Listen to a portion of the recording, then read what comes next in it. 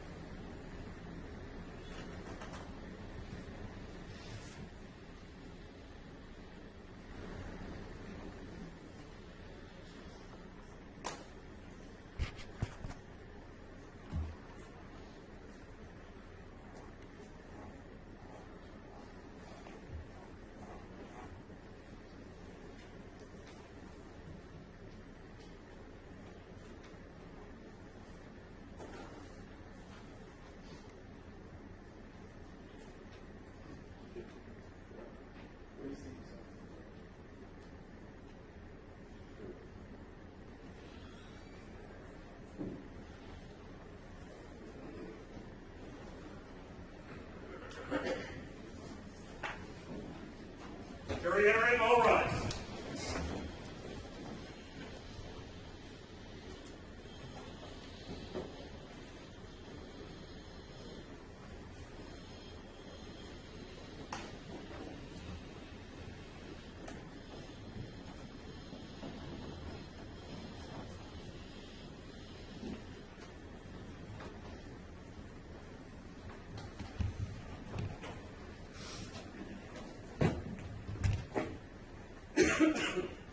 Hear ye, hear ye, hear ye. All persons having anything to do before the Honorable Judge Frank Gaziano, Justice of the Superior Court, now sitting at Boston, within and for the County of Suffolk, draw near, give your attendance, and you shall be heard. God save the Commonwealth of Massachusetts and this honorable court. Court is now open. Please be seated. Good morning, ladies and gentlemen. Before the court is a continuation of the trial of the Commonwealth versus Edwin Alemany on case 2013-11163. Defendant is present with counsel representative Joseph Keller. The Commonwealth is represented by Assistant District Attorney John Pappas and Jack Coleman, and there are 15 jurors present. Good morning, Mr. Attorney. Good morning. Does anybody have any difficulty following my legal instructions? No further responses? Dr. Abel, please.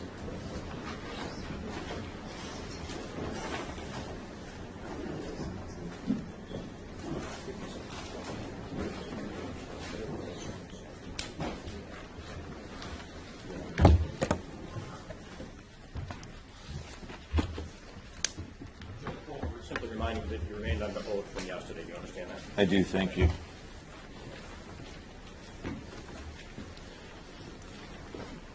May I resume, Your Honor? Good morning, Doctor. Good morning. Dr. Abelo, I asked you some questions. We left off yesterday. I was asking you questions about the Beth Israel Deaconess Medical Center. Correct. And I want to ask you a question relative to the report that you generated. And that would be the report, I believe it was dated May 7th, 2015, on page 4. Yes. And you said on one occasion Mr. Alemany attempted suicide by driving his truck into a tree at approximately 75 miles per hour after an argument with a girlfriend. Do you see that? Yes. That piece of information, sir, was that self-reported to you as part of the history you were taking from Mr. Alemany, either during the December 2014 or March 2015 interview? It was reported to me, and it was likely also an A record that I reviewed. And which record was that, sir? Well, I would probably need to peruse most of the records to extract exactly which one contained information about the accident. Do you think, did he give you a time frame for the accident? I may have put it in my report, but I'm not sure. Then why don't you check your report and see if the time frame is in there, sir?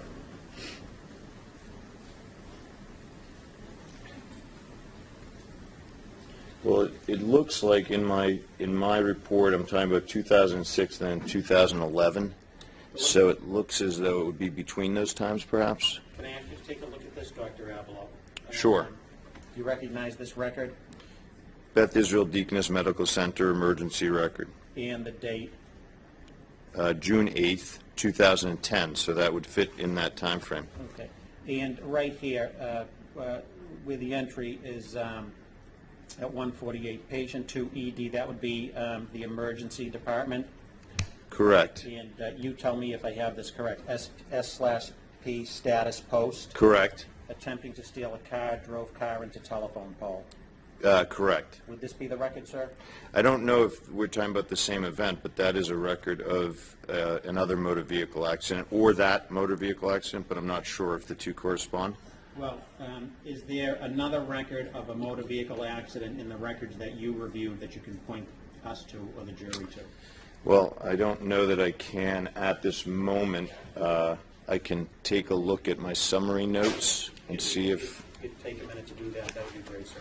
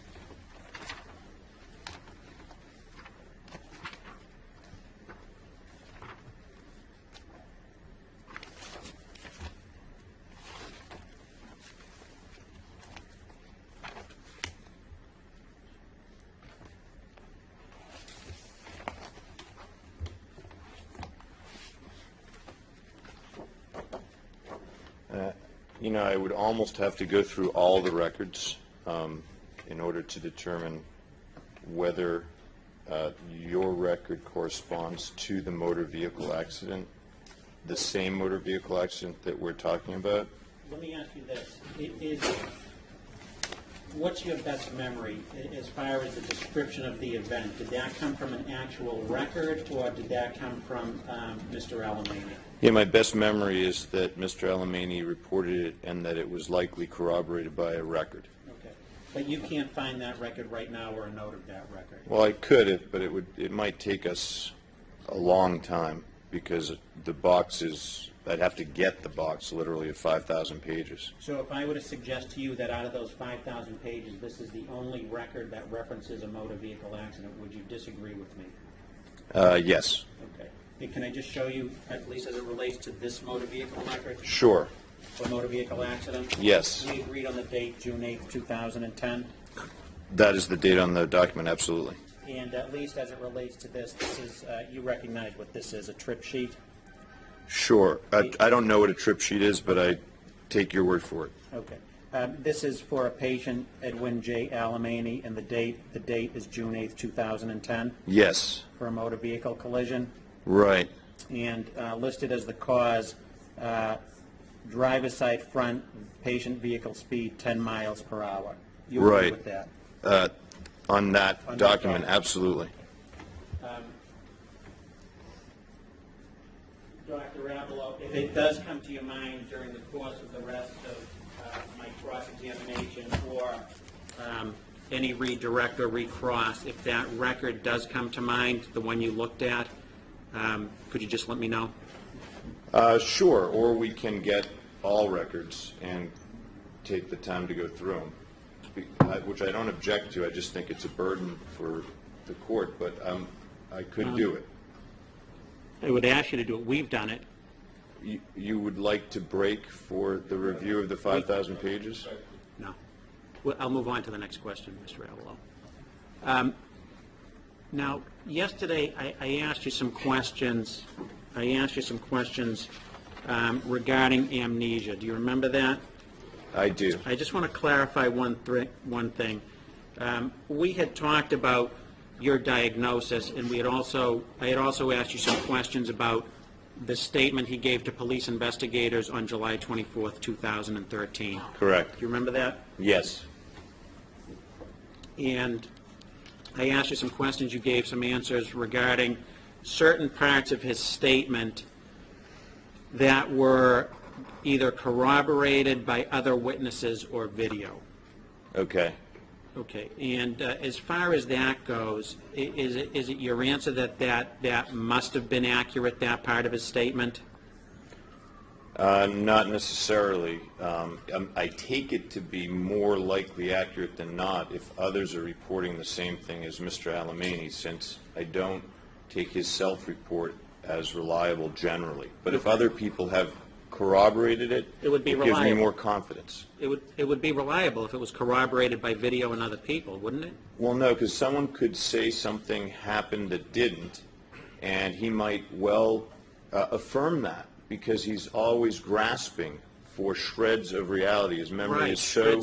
shreds of reality. But what if he said something that someone corroborated it verbally, and then there was a video of what he said and what was corroborated by another person? Then that would be reliable, wouldn't it? Well, absolutely. Yes, okay. That's a different question, but of course. But this is why I'm asking you some follow-ups to clarify. Yes. And to the extent he said things in there that couldn't be corroborated by other witnesses or weren't on video, are you just saying that those are across-the-board unreliable statements? Well, I hope I've been clear. I don't take Mr. Alemany's report of anything as reliable because of his psychiatric conditions and his periods of amnesia, his dissociative episodes. So I would seek to corroborate all of it. That's very helpful. If there are people who say, yes, it did happen that way, and there's even video of it, well, if there's video, then Right. I take it to be reality. Right. Your report, Dr. Abelow, on page 6, your May 7th, 2015 report, on May 6th says that, On page 6, I think you mean. correct. Just have one moment.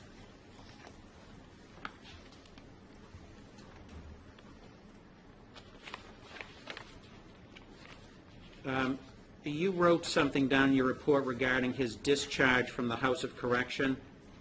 I did. And what was that time frame, sir, that you reported in your report? On page 6? I think I have the wrong page.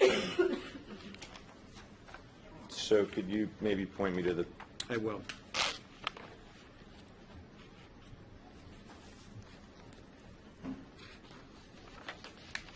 I believe you had it as March 2013.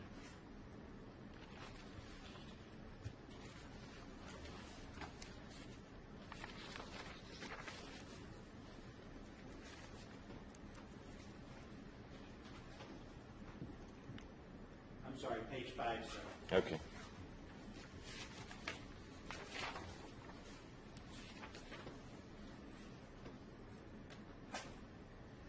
Second to last Yes, paragraph. correct. Okay. And where did you get that information that he was discharged in March of 2013? Well, from the records somewhere, I hope, if I've made an error, I apologize for the date error. And March of 2013 would have been just a few months before July of 2013? Several months. Right.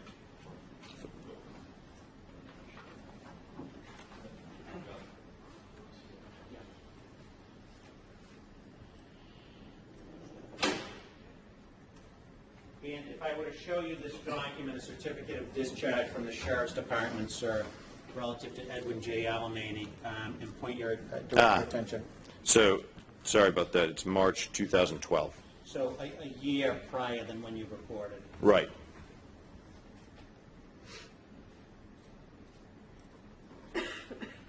And based on the records you reviewed, your interview of Mr. Alemany, are you aware whether he was incarcerated for any point from March of 2012 through the events occurring on July 23rd and 24th? I'm not aware that he was, no. Okay.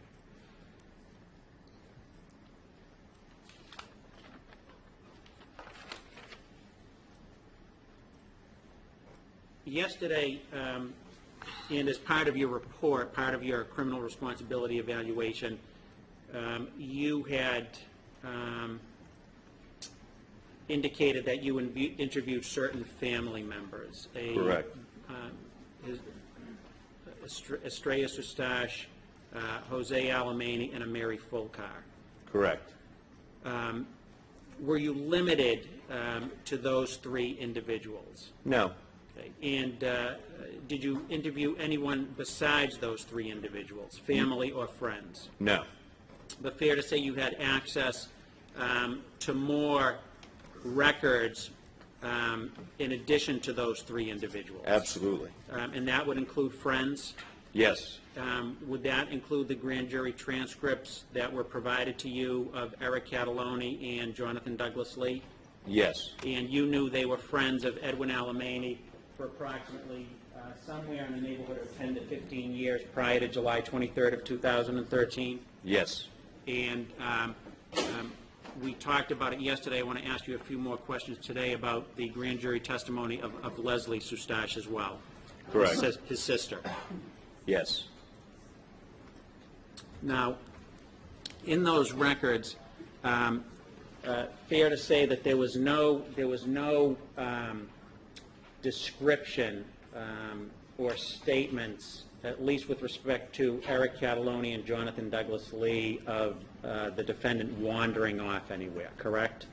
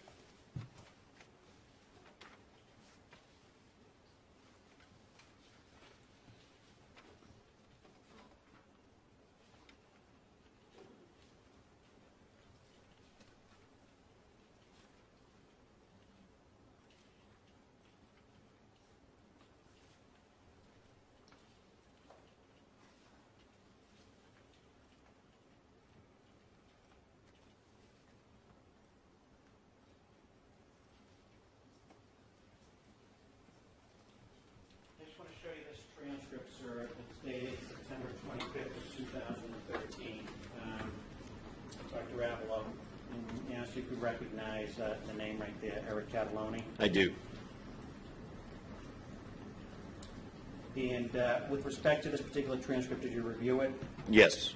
And Dr. Avalo, directing your attention to page 42 when he was asked regarding, actually right here, now as far as Edwin Alemany goes, you said you knew him up to this July 23rd time frame that I've been asking you about. You've known him for about 15 or 16 years. Your Honor, in fact, would you like to come to the sidebar or my friendship? I'll see the sidebar.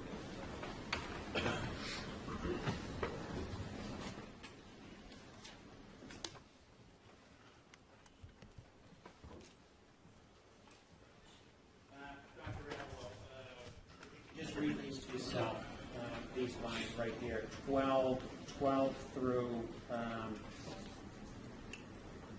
25 on page 42, and the top line of page 43. 12 through 25. Yes. Okay.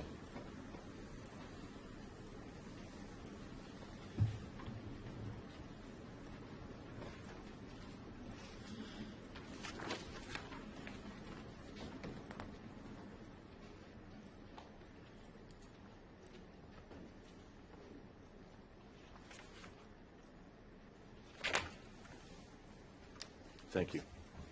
You recall reviewing that as part of your record review relative to the criminal responsibility evaluation of Edwin Alemany? I do.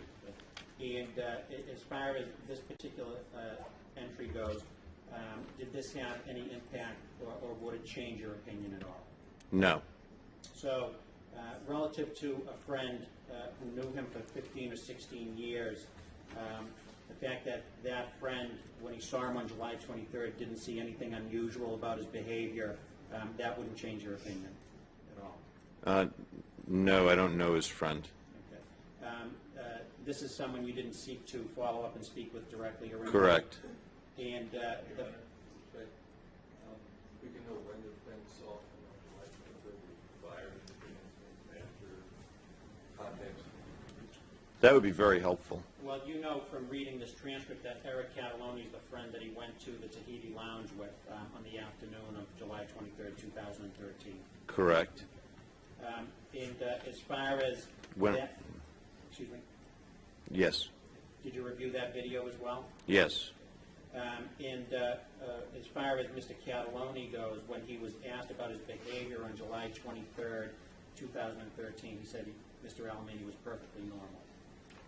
That's what he says there. Yes. Did he say something somewhere else that you're aware of? You point to here. No, I'm saying that's what we've looked at. I haven't interviewed him.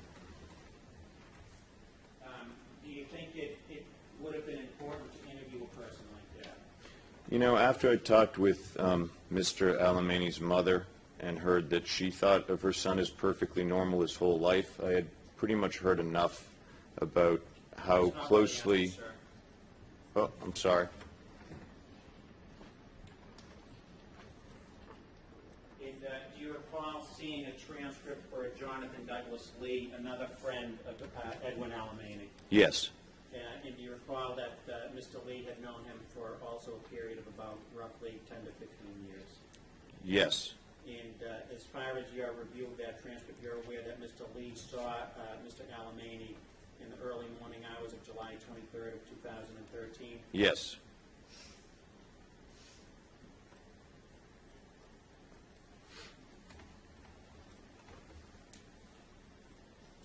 And as far as his demeanor, the description of Mr. Lee describing Edwin Alemany on that date, do you recall him saying that it was the same old Edwin? I think he used words to that effect. I'm sure you could find them. And would that have had any impact on the opinion or your conclusion that you drew relative to his criminal responsibility? No. You didn't follow up and speak with Jonathan Douglas Lee? No.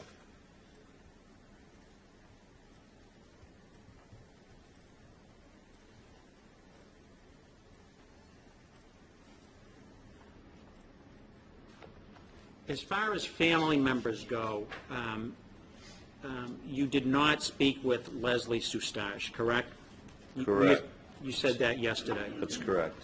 And as far as those two transcripts go, Mr. Lee and Mr. Cataloni, you would agree with me that there was nothing that they said about Mr. Alemany wandering around in a dazed and confused manner, correct? Because of the wealth of the data surrounding Mr. Alemany, I want to review the transcripts just to be able to say absolutely that there's nothing in there that references anything that would make me think that. Okay. This aimless, dazed wandering that you cite in your reports, was that occurring on an intermittent basis based on your review of the records and interview of the defendant, or was that an intermittent happening? Those things are the same. You've just repeated yourself. You said, was it an intermittent thing or an intermittent thing? Thank you, Dr. Abelo. Let me rephrase the question. Sure. Thank you. The aimless, dazed wandering, was that ongoing or was that intermittent? Intermittent. Did I ask that in a better way? Oh, right, because there's a difference between the two phrases. So yes. Thank you, Doctor. It was intermittent, he wasn't constantly wandering. That would be different. He was intermittently wandering away. And I just want to zero in. Can you cite one place in the medical records as to specificity where and when he wandered? Sure. Well, we have, of course, the DYS extensive records talking about his educational history when teachers would say that he would wander into the hallways, seemed to be in a daze, undirectable. We have multiple clinicians in the medical records saying that he would wander out of groups, be highly distractible, and seemingly unreachable. And you reviewed Ms. Sustache's records, correct? Her grand jury minutes, I'm sorry. I did. And would you agree with me that she attributed him going off for 1 or 2 days at a time to drinking and nothing else? She thought that his behavior was the result of alcohol and nothing else. And that would include wandering off for 1 or 2 days at a time, correct? Yes. And that was something that happened once or twice a month? I'd want to take a look at her description of it. Absolutely, Doctor. If you could just take a look at, starting on page 14, line 20, and if you could just go through, at least for now, to page 15, line 11.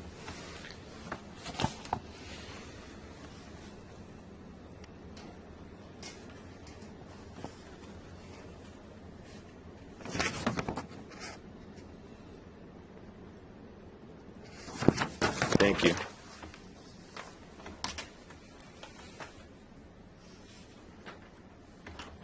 And would you agree with me that she described this as occurring once or twice a month? Yes. And this was something she said was of a long-standing nature that had gone on for years? Intermittently for years, yes. And that, just going on, I'd like you to take a look at page 15, starting from line 11 to the bottom.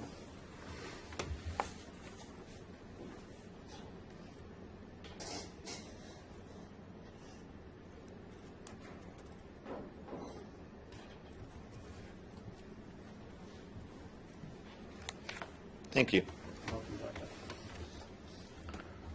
And as far as that conversation she had with her brother, that surrounded the issue of drinking? Yes. Okay. And she told him during the conversation it's okay to have a couple drinks, but always come home. And he said, you know, it's true, I'm going to start doing that, I'm going to start doing that. And she said, I know, you know what, if you do that,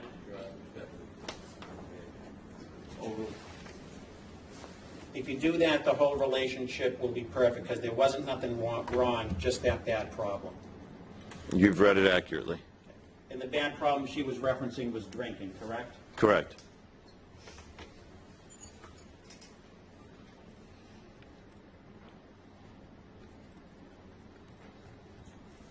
Do you remember reviewing in that same transcript Ms. Leslie Sustash being asked about any observations she made about Edwin Alemany leading up to the time frame July 23rd of 2013? She was asked about that as well.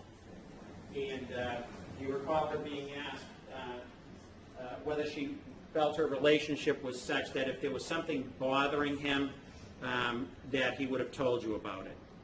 I believe she was asked that. She said that he was normal, and she was further asked, you recall reading that when you say normal, if there was something different about him, do you think your relationship was such with him over the years that you would have recognized if something was off about him? I think you're reading it accurately. Okay. And she had no additional information. She has no information. And that information that you read from Ms. Sustash, that would not have changed your opinion, correct, Doctor? No, it bolstered my opinion. Bolstered your opinion.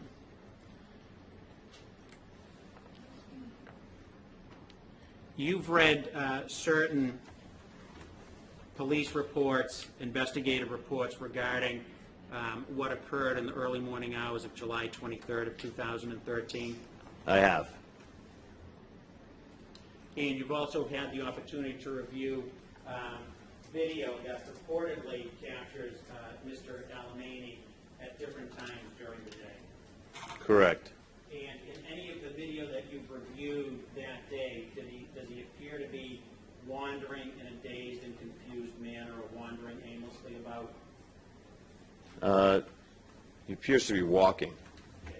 Well, do you recall watching one particular video where an individual is executing a transaction to purchase a cell phone? Correct. Yes, I do recall that.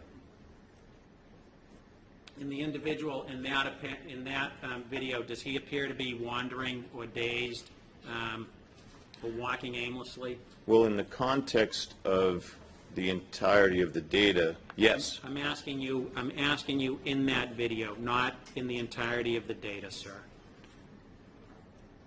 Well, in the video, there's a man who has just been, who is alleged to have just been horrifically violent, who's getting a cell phone and signing it Slim Shady. So I knew that. Sir, my and seeing question him to do you, that, Dr. Abelow.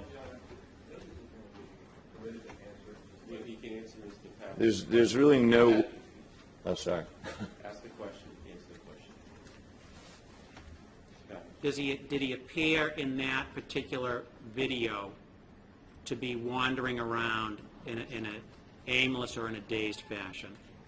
He appears in the video, and I can't create a wall in my mind to exclude the facts, which include that after having been allegedly horrifically, brutally, inexplicably... Move to strike, Your Honor, the gratuitous comments.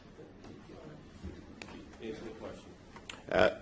After having been all those things violent, and wandering in to get a cell phone for no apparent reason and interacting with someone else who's there and then signing the contract Slim Shady, I consider that to be part of this set of symptoms. So yes, I would say at that point to me, he's in that state.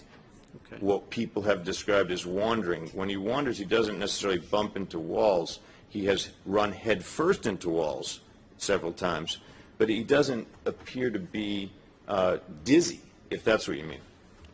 Okay, and you certainly had the opportunity to watch some video of an individual buying some lottery tickets at another location. Yes. And after buying the lottery tickets, scratching the lottery tickets and buying some more.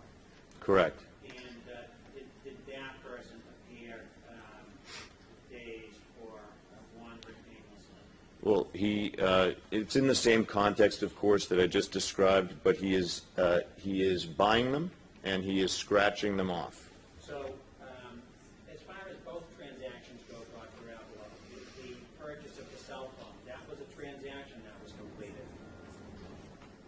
I don't know if it was completed, but I believe so. Well, did you see an exchange of money? Yes. So I assume it was completed. So if I were to suggest to you that hypothetically assume that a customer goes into a store, negotiates to buy a cell phone, and pay 2 additional bills on other accounts, would that qualify as normal behavior or conforming your behavior to the law in and of itself? Exactly the opposite. I think you could probably imagine that if someone had allegedly brutally maimed and killed a woman and then walked in to get lottery tickets and to get a cell phone, that it's not what we'd call normal, which you just asked me, which seems obviously not normal.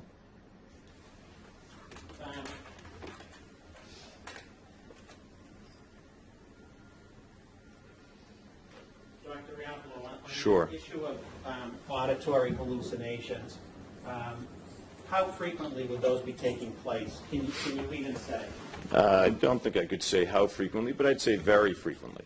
In the medical records, the entirety of the 5,000 medical records that you reviewed, Dr. Raffalo, were there any instances? Pages. I think everybody knows what you're talking about. 5,000 pages, excuse me. Were there any instances of anyone observing? Well, let me ask this question first. Is it possible to observe someone experiencing an auditory hallucination, a command hallucination? I guess you could observe someone to be distracted, but when people experience an auditory hallucination, they don't turn suddenly and say, "What?" That would be faking, right? That's sort of a tip that someone's confabulating, faking. Instead, Mr. Alemany tends to not want people to know he's having any symptoms. And so he would perhaps glance away or perhaps seem distractible or perhaps wander. So you had a question. No, I think that answers it. Those types of hallucinations, or if someone was in such a compromised state, could they operate a vehicle? Sure. Could they navigate from location to location across an entire city and back? Absolutely. And would voices be telling them how to do that? Possibly, Okay. but not necessarily, but possibly. And if the voices weren't telling them to do that, would they just be doing it on their own? Well, if you heard a voice saying, let's say someone were ill with something that caused psychosis, auditory hallucinations, and the command hallucinations said, "Go to Florida right now." That person might get in a vehicle and drive to Florida, completely irrational, at the behest of the voice. The person might also board a plane, buy the ticket, take the trip, but again, entirely irrational. And believe me, I've worked with a lot of people over the years who've done some very irrational things, laboring under psychotic delusions or having heard voices. And these command hallucinations can tell people to do things, and then they execute very complex behaviors at the behest of that auditory hallucination, which of course isn't real. Dr. Abloh, could you just restate what your final diagnosis was of Mr. Alemany? So my final diagnosis is dissociative identity disorder or unspecified dissociative disorder, alcohol use disorder, major depression, and borderline personality disorder. And you had the opportunity to review, you relied on the DSM-5 for that? Is that Well, these diagnoses are in the DSM-5. I used the labels from this book. Now, the DSM-5, fair to say that in the past you've been openly critical of that particular publication? Yes. Okay. But you still use it in your day-to-day profession of psychiatry, forensic psychiatry, correct? Yes, we have to. Dr. Abelo, as far as the Bridgewater State Hospital records go, you had the opportunity to review those. You know he had a commitment there for approximately 1 year from August 2013 to August 2014. Yes.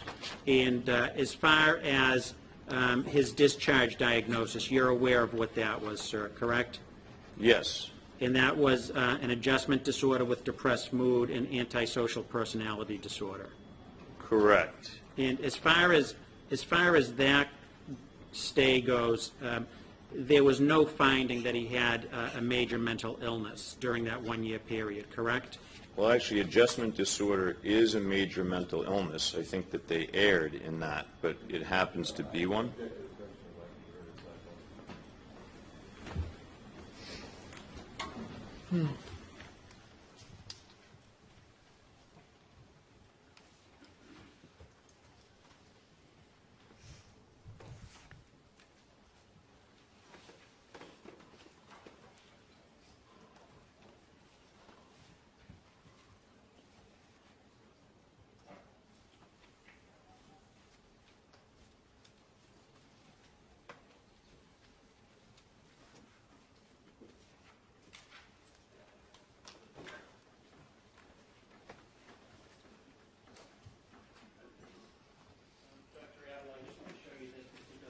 Document. It's a discharge summary. You recognize it? Yes. And that would be for Mr. Alemany's commitment to Bridgewater from what date, sir? From his admission August 15th, 2013 to August 5th, 2014. Just right about a year, correct? Yes. And as far as this section right here, condition on discharge, it says his clinical presentation does not match his report of depression, correct? That's one of the lines in there. Okay. And as far as his reports, he denied any problem with sleep, interests, feeling guilty. Quote from Mr. Alemany, "I never feel guilty. I have no remorse about anything." That is a quote ascribed to him in this record, yes. And further on the discharge summary, it says he continues to deny or present with symptoms of major mental illness, correct? He continues to deny or present with symptoms of, I don't know what they mean by that, but to deny, he both denies or presents with it, but then they diagnose him with, well, throughout the record, by the way, with 3 or 4 different major mental illnesses. And then on discharge, inexplicably, only 2 are there. I'm asking you about the discharge summary, sir. I know, but I want, Answer the question. Sure. Yes. On discharge, they diagnose 1 major mental illness, 1 personality disorder. And further in the discharge summary, it says Mr. Alemany reports depression, but due to a lack of symptoms, this diagnosis does not match his clinical presentation, correct? Correct.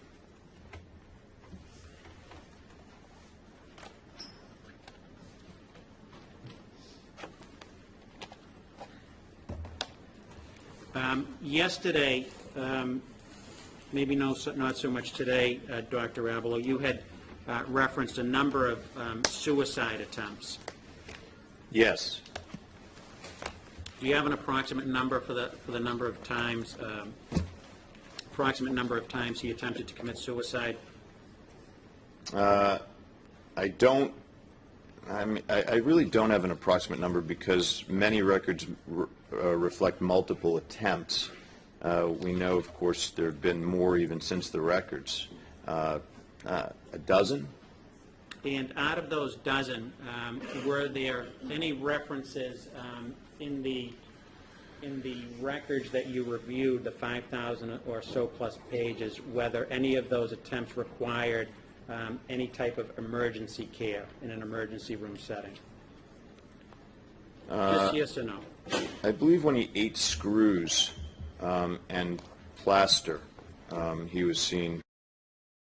You say you believe. Do you know that? To the best of my recollection, a reasonable degree of certainty, yes.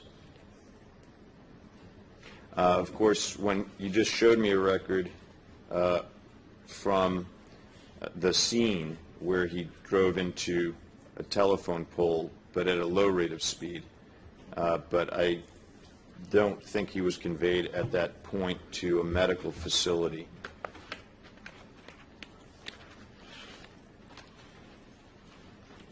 Dr. Avalo, I want to reference your report again for a moment. Yes.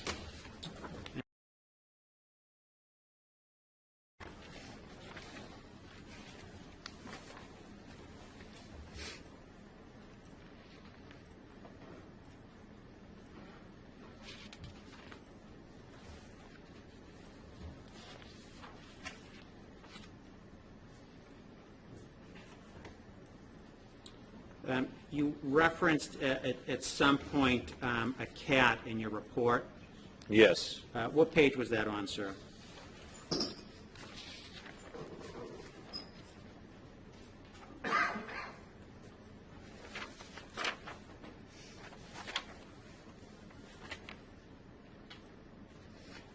Page 3, the very bottom.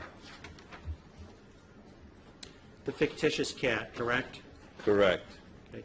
And that had to do with, did that have to do with the self-mutilation you were talking about? Cutting himself? Yes. Okay. And as far as the cutting himself goes, that was at the request of a fictitious cat? Not always, but on this occasion, he referenced that there was a communication from this cat that didn't exist, as far as I know.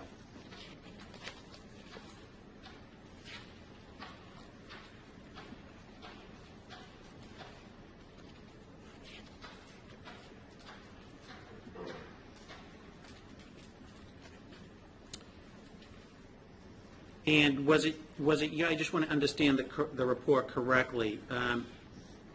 Did he hear voices telling him to cut himself so that he wouldn't hurt others? The voice, which I quoted, he would hear a male voice, this is in the records, he would hear a male voice stating, quote, "You're not worth anything, kill yourself so you don't kill anybody else." I just want to show you this discharge summary and ask you if you recognize it, sir. Yes. And that's from the Bournewood Hospital? That's one admission to Bournewood Hospital. And the one I'm asking you about right now deals with June 10th of 2000 to June 13th of 2000. The 3-day admission, yes. And this entry right here in the history of present illness, the patient also described a fictitious cat that he has that causes him to cut himself. Yes. Okay. And then it goes on, this is contradictory to the statement that he made that the auditory hallucinations cause him to cut himself. It says that. It was also noted that the patient had been laughing prior to making the statement about the imaginary cat. Yep. Yes. And as far as the cutting and the reference to the cat, sir, as far as the progress notes go on this particular admission, on June 12th, Edwin has also shared with another patient that it's a good idea to blame their cutting themselves on an imaginary cat. This cat is known as on the imaginary cat. On the imaginary cat. This cat is known as Edwin's cat. Yes. That he believes, obviously, that the cat apparently is making them cut themselves too. So is the cat I guess. Is the cat a hallucination? Well, it's referenced as imaginary, so it would be a delusion unless he sees it, in which case it would be a hallucination. And additionally, the progress notes, patient reports that he cuts himself because he does not want to hurt others and that the voices tell him to. Correct. Now that's part of what you cited in your report. That's consistent with it. But then the progress note goes on, which you don't cite in your report, and it says later he contradicted himself by saying his imaginary cat tells him to cut himself. Well, I don't know why that's a contradiction. I mean, the two things could occur both. I'm just saying this part of the progress note was not in your report. No, it's nonsensical. He also stated, started to laugh when he was talking about his imaginary cat. then regained his composure when he remembered he was in a psychiatric interview? Yes.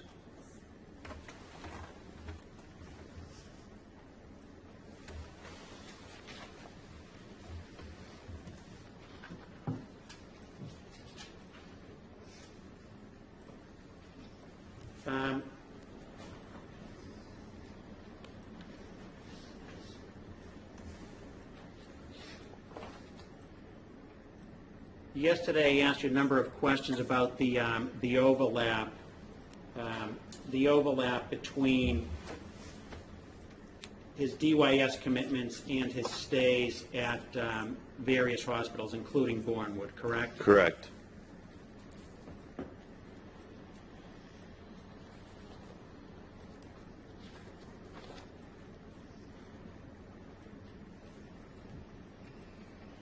And the self-injurious behavior, the self-mutilation, how did that factor into your diagnosis, your assessment of Mr. Alemany's overall mental health picture? Well, the self-injurious behavior of various kinds is consistent with the overall mental health picture, particularly borderline personality disorder. You frequently see folks who hurt themselves in various ways, as I explained yesterday, partly to distract themselves from painful psychiatric symptoms of other kinds. And I want to direct your attention to this discharge summary, Dr. Avalo. Do you recognize this? I do. And that's a discharge summary for Edwin Alemany, June 6th to June 9th of 2000. Correct.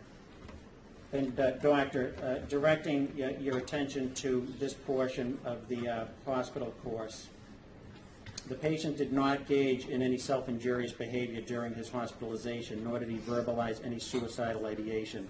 He was noted on several occasions telling peers that he got out of the DYS program by claiming he was suicidal. The patient was very adamant about staying out of the DYS program and not returning. At the time of the discharge, the patient had become upset over the fact that he was going to be leaving and going back to DYS. Yes. Would you agree with me that that type of assessment is a manipulation of the system? I believe that that assessment is a manipulation of the system. In other words, they keep admitting him and discharging him 3 days at a time. They may have an issue with Mr. Alemany, and that's why they're picking an issue like the cat said to cut him. No, he heard voices saying to cut him. How about both? How about he's really sick and you guys haven't helped him? Let me ask you this question. In the same next paragraph, the patient was noted to be utilizing the hospital for improved privileges. For example, calling friends on the phone to discuss drug use and other behaviors. At the time of the discharge, the patient had attempted to call on the telephone and order out his lunch, which was a privilege above and beyond unit rules. Yes. And lastly, on the disposition discharge plans, it is strongly recommended that the patient continue in the DYS system. If the patient becomes suicidal or homicidal, Slowly. I'm sorry. Start over, Carol. No, just the last line maybe. If the patient becomes suicidal or homicidal, he should remain in the DYS program. It is suspected that this person is receiving a great deal of secondary gain by hospital stays. The patient was very blunt about his secondary gain and the purposes for his complaint of suicidal ideation. Literally malpractice. He should stay in his DYS residence even if he's suicidal or homicidal. This is an example of why we're here today, because the system wanted to spit Mr. Alemany back out of the system as frequently as it could. And once he graduated out of that DYS system, there was no more help for him other than in prisons, which are lousy psychiatric hospitals. Move to strike as non-responsive, Your Honor. Stricken. And as far as that same course on the psychiatric evaluation, June 6th of 2000, this entry right here, Dr. Abelo, upon initial intake, I spoke with a patient about being suicidal. The patient had turned to me and laughed and said no. The patient also denied having command auditory hallucinations. It is reported that the patient was engaged in these complaints in order to get out of DYS. He was also noted on the unit telling other peers that in fact he was here at Bournewood Hospital only to get out of DYS. Yes.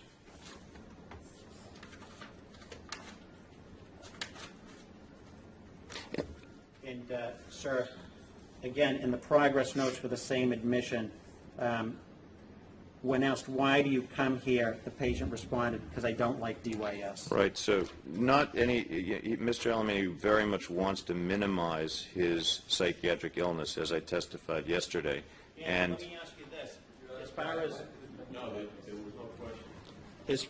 As far as minimizing his psychiatric illnesses, wouldn't that be a way to get out of DYS, to get into one of these facilities? well, he's telling people, he's telling the clinicians, I'm just doing this to get out of DYS. That wouldn't seem to be a very effective way of, fooling them. He's telling them that. I would propose he's telling them that because the alternative to say, I was raped anally and orally at age 12, and I'm now psychiatrically hobbled in a way that renders me unable to even know reality from fantasy, was less appealing to him than to posture with other patients who were of the same age and say, hey, I'm just here because I want to get out of DYS. Shouldn't have been taken as such by the clinicians, who should have delved deeper, of course. Dr. Riavolo, do you remember seeing this discharge summary, June 10th of 2000 through June 13th of 2000? Another 3-day admission, yes. And in paragraph 4, it is generally accepted that this patient has a tendency to manipulate and become suicidal for the purpose of being admitted to a psychiatric hospital where he has less structure and more freedom and is able to socialize with females. That is written in that report. And directing your attention to 2015, February 2015 of this year, do you recognize these notes from the House of Correction? I do. In the entry, sir, now some 15 years later, this past week, while at Worcester County House of Correction, the client's behavior has been violent, threatening, and provocative. Per mental health director's report, he cut himself superficially with glass that he broke from a window. He required management in the restraint chair, was found with a shank, and threatened to stab custody or mental health staff. Furthermore, the client reported to staff at Worcester that he was acting this way to get back to Nashua Street and that he wouldn't stop until he was returned to NSJ or Nashua Street Jail. Yes. And the entry further goes on. Currently, client presents as calm and minimized his behavior at Worcester, stating, I had to do what I had to do to get back here. He showed this writer where he cut himself. A few superficial scratches were visible on the top of his hand. When this writer asked why he wanted to return to Nashua Street Jail, he stated, it's horrible over there, plus I can only get visits here, and my trial is starting soon. I need to be prepared. Client reports he is looking to getting visits from his family while here and making a phone call to his lawyer. Yes.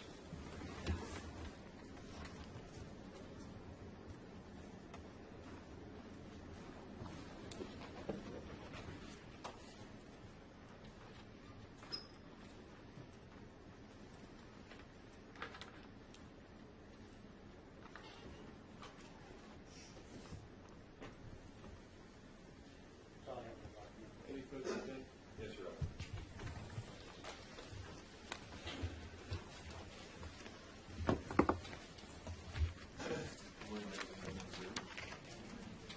Good morning, Dr. Alemany. Good morning. How are you, sir? I am well, thank you.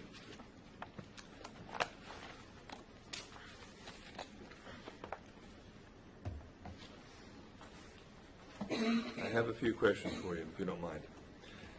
With regard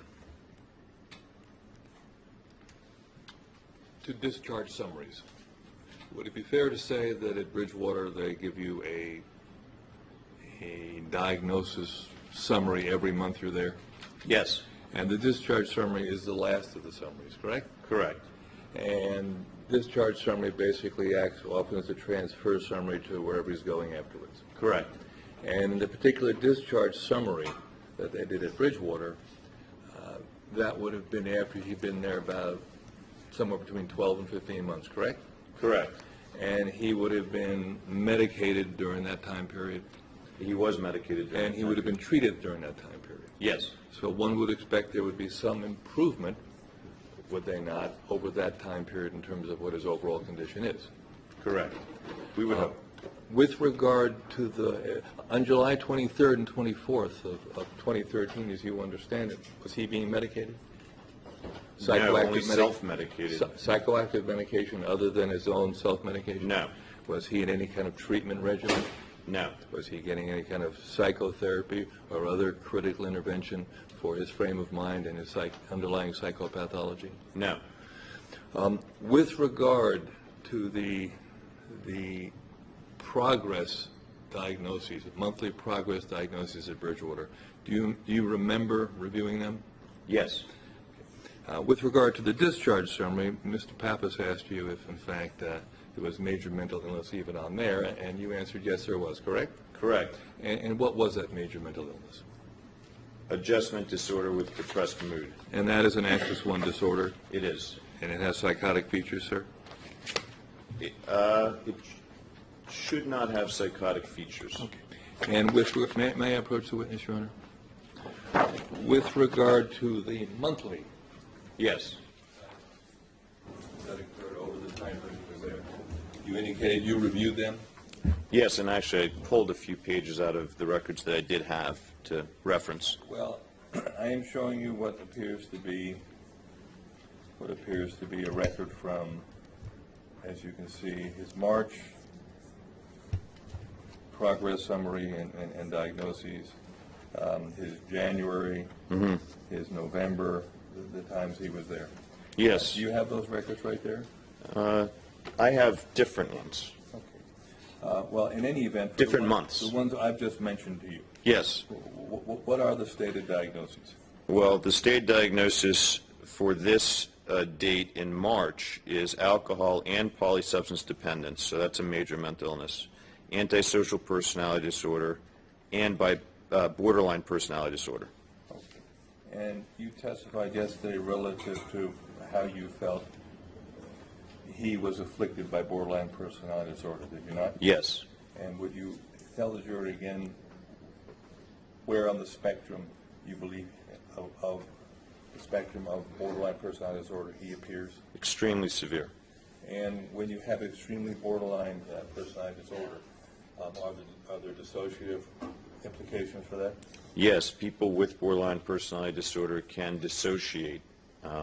It's the last of the symptoms listed in this book. And when you say dissociate, could you tell us what that means? Meaning- in your jargon? Yeah, well, or in jargon itself, meaning in psychiatric jargon, meaning that people who dissociate can lose time, lose memory, not be aware of who they are or what they're doing. In layman's jargon, people sometimes say, that person's gone. Well, in a certain way, that is this person. At various points, frequently during his life, he is as though not there because he's dissociating. And would it be fair to say, I think I have about 5 monthly reports there, and they all state that same multi-axial diagnostic model and Yes. content? Well, yes, and the content also includes Mr. Alemany being treated with an antipsychotic medication, and elsewhere the urging that he be treated with an antidepressant. So that's not consistent with adjustment disorder with depressed mood, which is less severe than major depression, but someone saying we should think about an antidepressant. And it's also not consistent that they're saying, and in fact treating him with an antipsychotic medication, when they're saying, well, he's really just antisocial when they discharge him. But when he's there, they're diagnosing several diagnosis categories and treating him for several illnesses. And this is not unlike what happened to him at many facilities where they couldn't hone in on what is going on with this severely ill person. Now, they may have their own reasons to minimize on discharge because people want to move Mr. Alemany along, get him back to jail, get him back to DYS, because we all know we have a shattered, sorry excuse for a mental health care system, and this is a good example of it. The last phrase is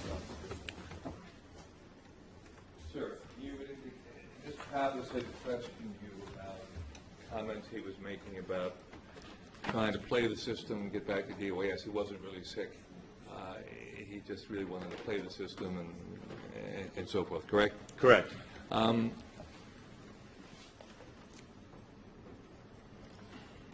Would it be fair to say this is one of the most profoundly sick young men you've ever come across?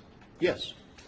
And the notion that he's telling people that he is not sick, he's okay, is that consistent with the way he essentially has gone through life? It's consistent with the way he has gone through life, yes.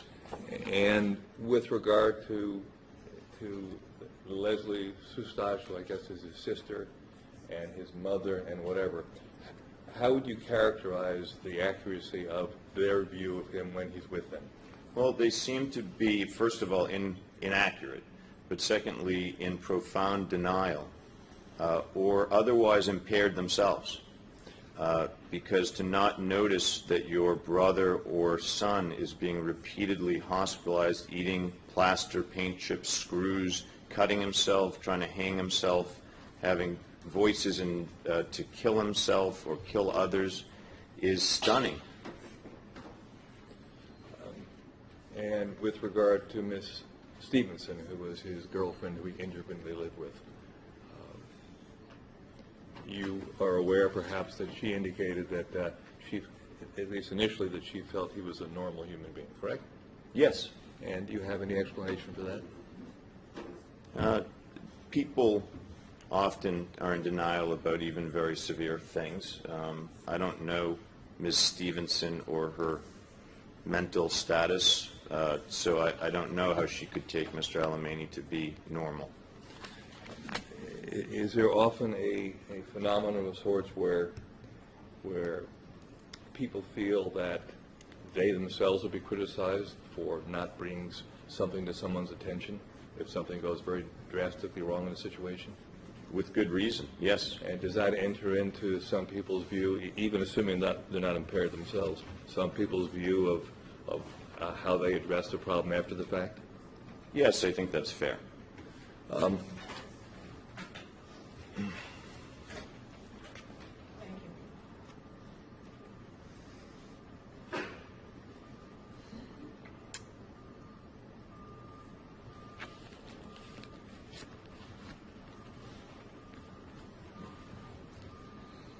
In terms of the nature of the kind of mental illnesses that he has been consistently, by many physicians in many places, indicated that he is suffering from, particularly the more major mental illnesses with psychotic features.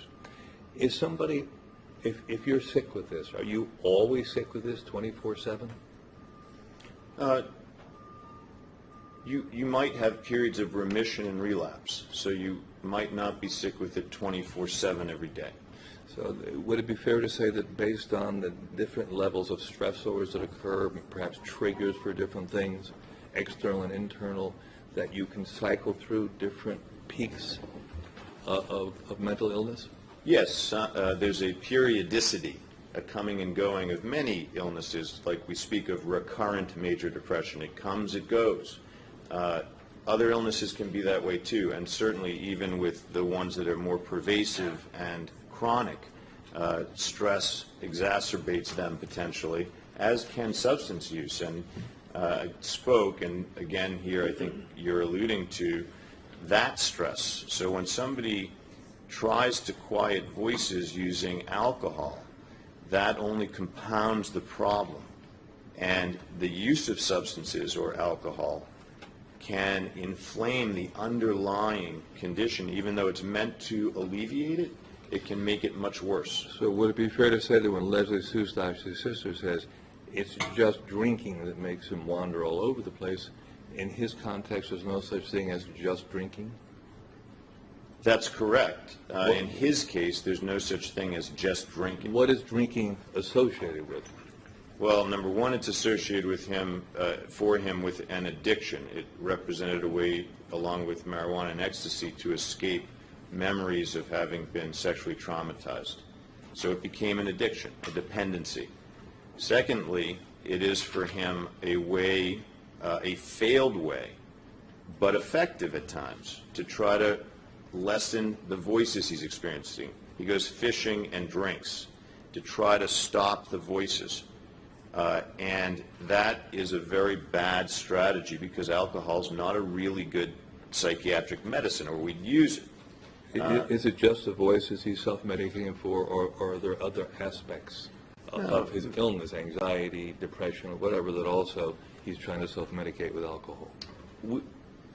It's many aspects. We know this, that people fall victim to this. They have ADHD, sadly, and they go and find cocaine, which, you know, has some things in common with Ritalin, and they end up addicted to cocaine, or made agitated or even violent by it.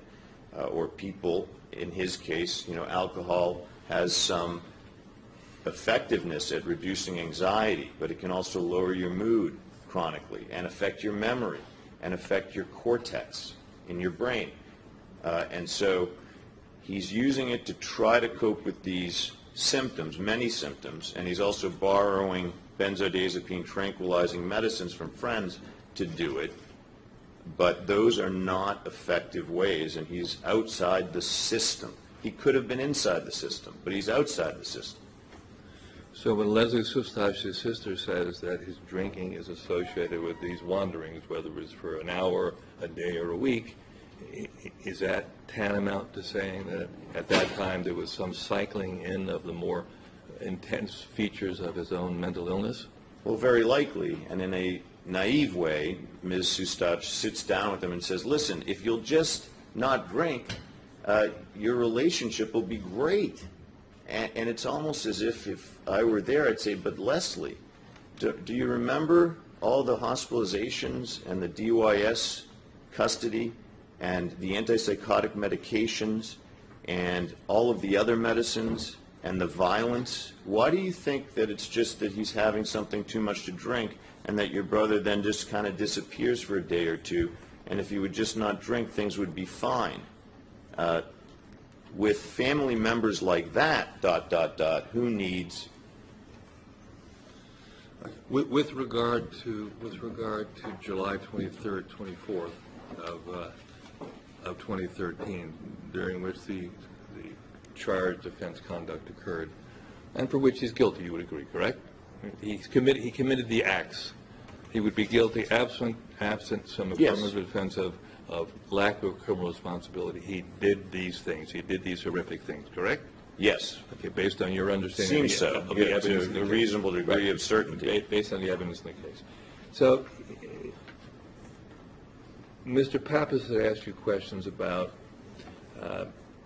he, in the afternoon of the 23rd, would go to the Tahiti restaurant and drink and eat with his friend Eric Cataloni, and Eric Cataloni was said, geez, he just looks like he always does. You hear that testimony? Yes. Okay. And Mr. Pappas would, I guess, have us believe that because he can act in a certain way. Okay. Do you believe that there's anything inconsistent in the context of the mental disease and diseases that he is suffering from, that earlier in the morning he could have horrifically and brutally attacked Alexandra Cruz, choking her, about to kill her, chooses not to, lets her up and lets her go away. Hours later, Choose might be overstating it, but an hour later, approximately, he abducts a woman. Her name is Amy Lord. He takes her from bank to bank. He gets money. He takes her out, certainly responsible for her death and murdering her out at the Stony Brook Reservation in an incredibly horrific way. You would agree? I would agree. And shortly thereafter, he is seemingly unconcerned at a restaurant with his friends, drinking, buying cell phones, living his life as if nothing happened, correct? Correct. Is the fact that Eric Alemany saw the person he always saw, not the person who committed the 2 earlier acts, but the person he always saw, does that suggest that the horrific act, is that not part of the whole mental illness? That's consistent with... Could you explain how that is consistent, please, to the jury? It's consistent with the mental illness because Mr. Alemany himself may well lack any recollection of those events, and the shifting presence of his conscious mind has been picked up by Mr. Cantalone. It's true, however, for the defendant as well. When he's at the Tahiti Lounge, it's any other day. It's any other evening. And that's not because he has malice and a lack of empathy, although that could be true in certain circumstances too. It's because he's profoundly ill. And then, sir, he leaves the lounge, your understanding comes back to his home, interacts with Elizabeth Stevenson, correct? Correct. Is it your understanding that they had another argument and at some point he gets locked out? Yes. And be fair to say he then goes out and with no attempted robbery, no obvious attempt or motive, simply starts attacking and attempting to murder Kaylee Valentine, simply viciously stabbing her, yes? Yes. And then slowly walks away from the scene, making eye contact, just walks away after someone yells, "Hey, asshole, we've called 911." Doesn't even run away, just slowly walks away from the scene. Is that consistent? Is that consistent with this mental illness? Well, it is, and it's, just to add one point, it's particularly consistent because it is when Mr. Alemany feels the slim support he enjoys in the world, which isn't much support after all, given what we know of Ms. Stevenson's view of whether he was impaired or not, so one could argue whether she's any support at all. But in Mr. Alemany's mind, she's warmth, she's support, and when she says, "Get out," locks the door, that's a very profound stressor for him. And that can have him absolutely snap into that other dissociative state because his world, his thin grasp on our collective reality can be shattered thereby. The questions you were asked this morning by Mr. Pappas respectfully suggest that he was feigning mental illness simply to get some benefits at the hospital, correct? Correct. Does that suggest to you that all of the doctors who said otherwise in the multiple hospitalizations, in the multiple diagnoses of major mental illnesses will have to be wrong for that to be the case? No, I think that the doctors who diagnosed him with many mental illnesses and tried to ameliorate it with many medicines, and the Bridgewater doctors who admittedly prescribed such medicines and diagnosed him with more than one major mental illness, that those doctors weren't wrong in saying there's something profoundly wrong, nor were they horrible doctors. They were confronted with an incredibly complex and severe case and a system that's very fractured, such that you have somebody very sick, very profoundly ill, and very, very dangerous coming in for 72-hour admissions again and again and again with discharge summaries saying, don't send him back here. Even if he's suicidal or homicidal, just keep him in the dorm. And with regards, sir, to the notion that this was feigned or fake mental illness, and the imaginary cat doesn't, the fictitious cat doesn't exist, and the imaginary voice doesn't exist. Well, with regard to those allegations, is there any question in your mind that what happened in July 23rd and 24th, the brutal events, is that a figment of someone's imagination? no, tragically, sadly, those events took place, and they were also preventable events. Sir, with regard to the sexual molestation, you were asking questions about that today, about the disclosure of it, correct? That I think Yes. Mr. Pappas suggested this was ask you if this was the first time you'd ever seen it disclosed anywhere to you. I think you answered yes, correct? Yes. Is it unusual for sexual molestation not to be disclosed earlier in life? Yes or no? No, it's common. And with regard to it being disclosed to you at this point, do you have any particular opinion as to why that may have happened now? I would be using my psychiatric background to wonder, and I would wonder whether, faced with aggressive people around him, and we know that prisons can be places where even sexual assaults take place. Did he say anything to you about his circumstances around his own family, his mother, his friends, that made you feel that further inquiry perhaps was necessary before you had found out about the sexual molestation issue? Help me understand the question. It would be fair to say he told you that he had a wonderful childhood. Yes. He started with that. Yes, he said that he had a perfect And childhood. based on what you understood about his childhood, did that resonate as truthful? No. So did you explore further? Exactly. And in your exploring further, did you reach a point where the sexual molestation disclosure of someone came out naturally? Yes. Can you describe to the jury a little more specifically how that happened?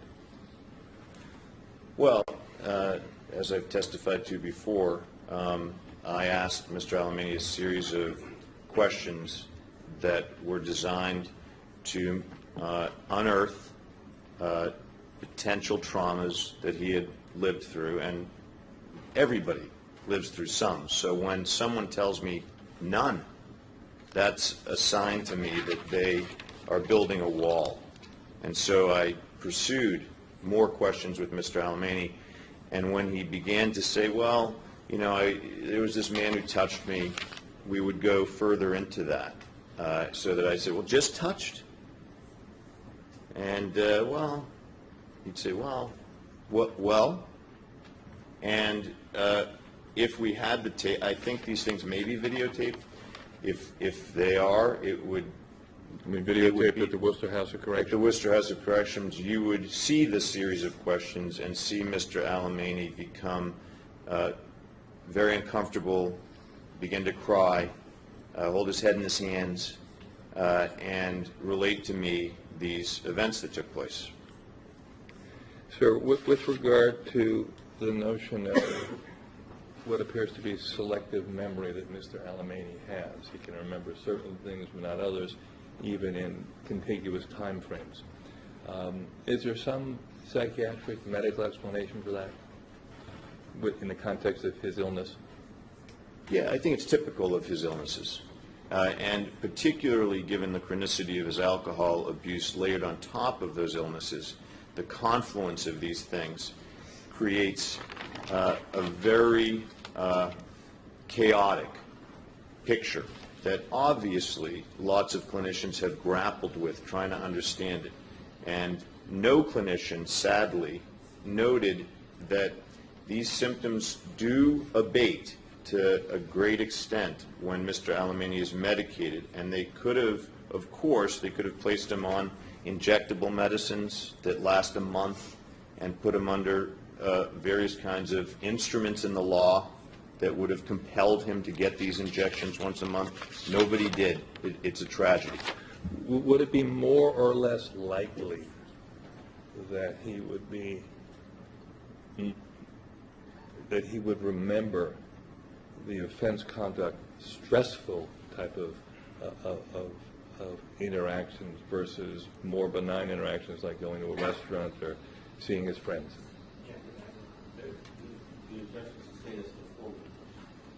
How does stress, the stressfulness of an event in the context of the illnesses that he is suffering from, how does that affect the ability to recall the memory? Well, I would say it has the potential to make it even less likely to recall the memory. And I would say that the stress that precedes these behaviors is very relevant. Mr. Alemany does very poorly, does very bad things at times when he feels as though someone has thrown him out, if you will, or locked him out or dismissed him from their lives, because he is at all times barely in touch with our shared reality, barely feeling like he can cope with these symptoms, and he has very few and very inadequate resources. So when even that begins to dissolve, he's a fellow without anything. I imagine that's tremendously stressful to him. Do you recall Mr. Pappas asking you whether the vast majority of his hospitalizations and actual formal medical treatment occurred within the context of his earlier years up to the year 2002? Yes. You recall that question? And you recall you answered, yes, it did. Be fair to say that in 2002 he was removed from the DYS umbrella, correct? Yes. And he was basically on his own. Correct.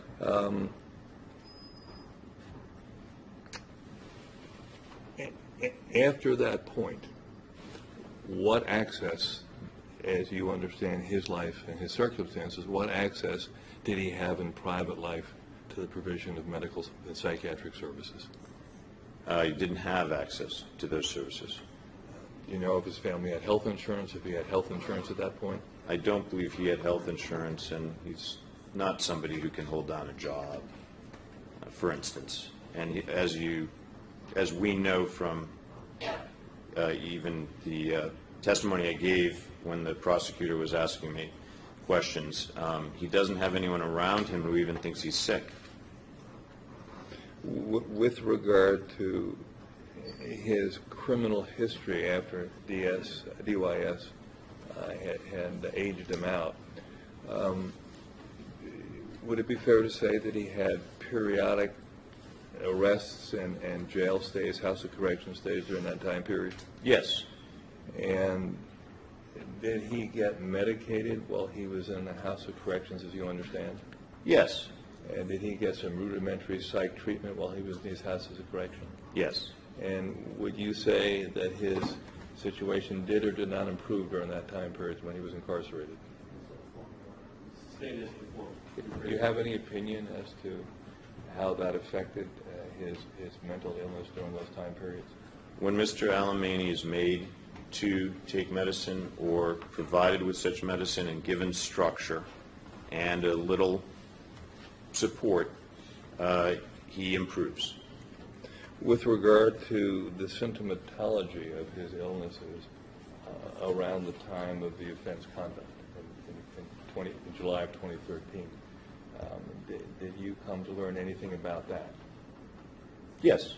And what, if any, symptoms was he exhibiting, psychotic symptoms exhibiting during the time period, July 23rd, 24th, as you understand it? Sure. So he was combating, as I've said before, auditory hallucinations. He was trying to control these hallucinations as well as his low mood, but more than low mood, profound major depression with substances, well, with alcohol.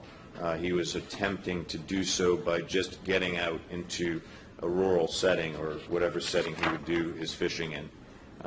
And he was also, no doubt, experiencing these dissociative episodes at that time as well, I believe. Is there anything that has changed the opinion that you rendered yesterday relative to his criminal responsibility or lack thereof to the offense conduct in this case? No. So do you still hold that opinion to the requisite degree of reasonable medical and psychiatric certainty? I do. And one more time, what is that opinion, sir? My opinion is that because of his substantial mental disorders, he lacked the ability to appreciate right from wrong, the difference between those things, and he could not conform his behavior to the requirements of the law. And you're aware of the fact that he's also been accused of killing with extreme atrocity, correct? Yes. And you understand what that term extreme atrocity means in the law? Yes. Are there any impairments, either mental illness or alcohol or some combination of the two, that you believe enter into your thoughts as to whether they could have or could not have affected his appreciation of what it meant to inflict extremely atrocious injuries? Well, given that it is my firm... Yes or no? Yes. And what would that be, sir? Yeah, given that it is my firm opinion that Mr. Alemany committed those acts while suffering these severe psychiatric symptoms, of course, the way in which he committed them would also be a product of those severe psychiatric disorders and symptoms. So what is your opinion then, sir, as to whether these impairments affected his appreciation of the infliction of extreme atrocity on Amy Lord? Well, so my opinion is that they absolutely affected the commission of these acts, the contention that it was with extreme atrocity and cruelty. In terms of his appreciation of that, sir? I don't believe that Mr. Alemany could appreciate the wrongfulness of his act or that it was extremely cruel. I have no further questions.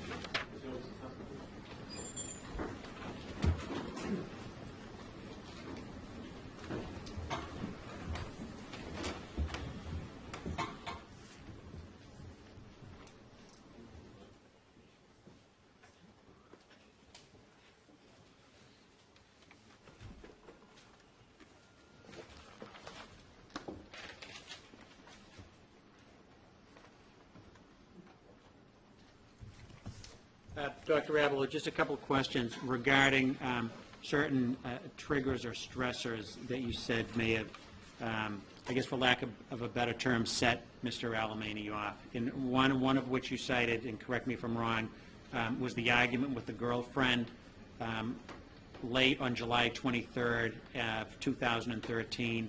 He referenced this during his July 24th, 2013 interview with the police. Yes, and there are other notes about Right. And then he went out, and shortly after that, Kaylee Ballantyne, he stabbed Kaylee Ballantyne. Correct. And you described that as a very traumatic event for him, that argument with his girlfriend that set him off? I believe that that's a very stressful, it's a very significant stressor for him when they Yes. argue and he feels he's Yes. being thrown out. And in that same interview, July 24th, 2013, would you describe a cookout that he talked about in that interview? Would you describe a cookout that he attended with his neighbors as a very stressful event? July 22nd into the morning hours of July 23rd. I don't know that to be a very stressful event. Right. That's all I have. Thank you. Thank you.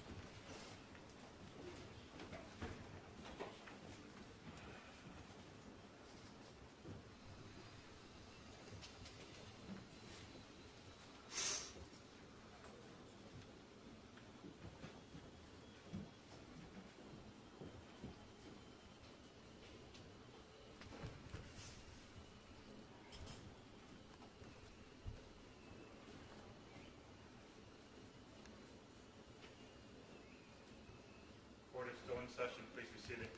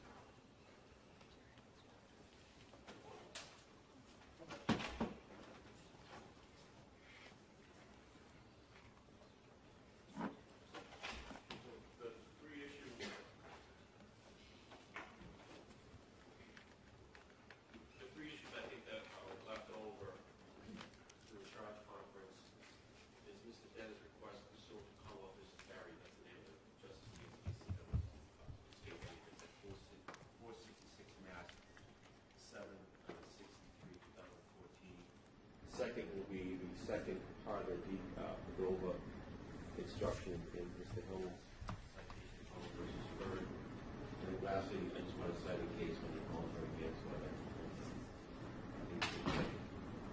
Is there anything else, Mr. Pappas, that you had a chance to get more? Mr. Hillman, you had a chance to look over the both of them. You had a chance to go through my instructions. Is there anything else? And what I did was I beefed up my still by defining instructions and give you some ways I did that. That's it. Was there anything else that?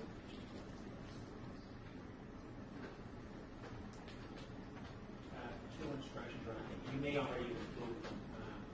A motive instruction that the public doesn't have to prove motive.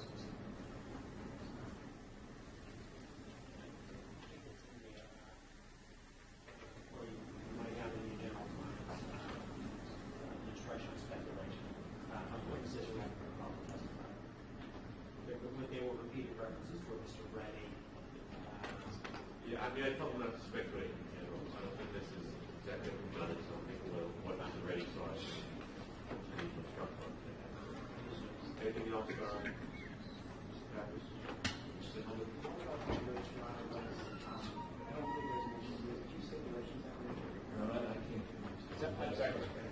There was a few stipulations that were entered into evidence.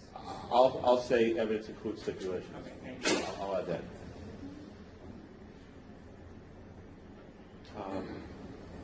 Mr. Denner, anything that you noted from your review of my instructions? Nothing that I didn't mention yesterday. I reviewed the requested instructions, and Mr. Pappas and Mr. Hillman, I discussed it with them. I had an opportunity to review the case that Mr. Hillman presented to us yesterday. I don't find it really applicable to this situation with all respect. So I would continue to oppose the second prong of the Padova, and with regard to the other matters that we have mentioned, particularly with regard to the notion that the instruction relating to the intersection of extreme atrocity and mental and lack of criminal responsibility or mental illness and impairment doesn't quite go far enough. That's still just it. Okay. I'll address those. And I'm sorry, I didn't want to talk Mr. Denner. I'm sorry. Okay, thank you. Just to address them in the order I raised them, Como versus Berry is a case where, in the concurrent opinion, Chief Justice Gantz, joined by two other justices, I think it was Ireland and the Puffley, posited that perhaps in a atrocity cruelty based prosecution, the defendant's state of mind should be at issue, and it's only at issue with respect to the first Canine factor, the defendant's indifference to or pleasure in the suffering of another. It has nothing to do with the other Canine factors.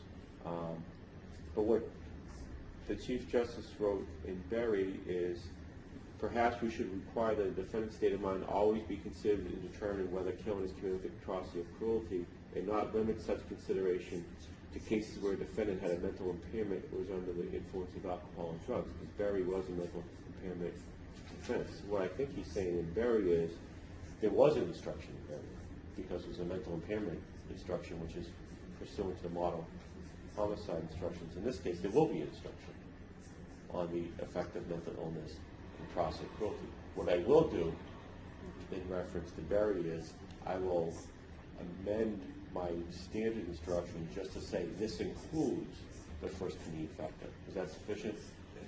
Just to make it perfectly clear to them. But I think my instruction takes care of the Chief Justice's consideration of the issue in Berry.